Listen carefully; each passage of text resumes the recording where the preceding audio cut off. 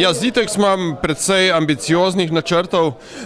Če naštejem mogoče top 3, prvi je, da se povežemo z drugimi branžami in ustvarimo neke vrste konzorcije. To nam bo omogočilo, da se pravzaprav prebijemo do končnih uporabnikov. En taki konzorcev, ki se ustanavlja, je med e-government sekcijo Zitexa in pa samo vlado, javnimi inštitucijami, ki bi pravzaprav za svojimi ljudmi lahko vršile nalogo analize in marketinškega pristopa do, bi rekel, področji južneje od Slovenije, ki se priključujejo Evropi in rabijo te rešitve, ki jih imajo zdaj slovenski softverski, recimo, playerji na trgu, rabijo pa tako imenovane uporabnike.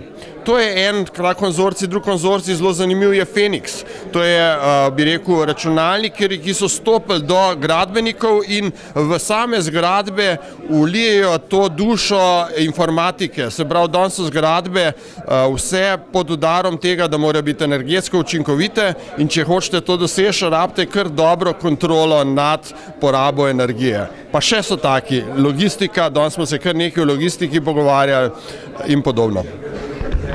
Kako pa ste zadovoljni z delovanjem sekcije Zitex v lanskem letu? Ja, jaz mislim, da se je izkazalo, da se informatiki, ki smo tipično manjše podjetje, če se zložimo skupaj, lahko dosežemo dosti večje prebojne rezultate. Tako da jaz sem z delovanjem zadovoljen, je pa vedno tako, da je Zitex bolj platforma, se pravi, ona ne more izvoziti na mesto posameznega podjetja, lahko pa ustvari klimo, da so ta podjetja bolj samozavestna, da so med sabo povezana in da v bistvu posamezna podjetja dosežejo boljše rezultate.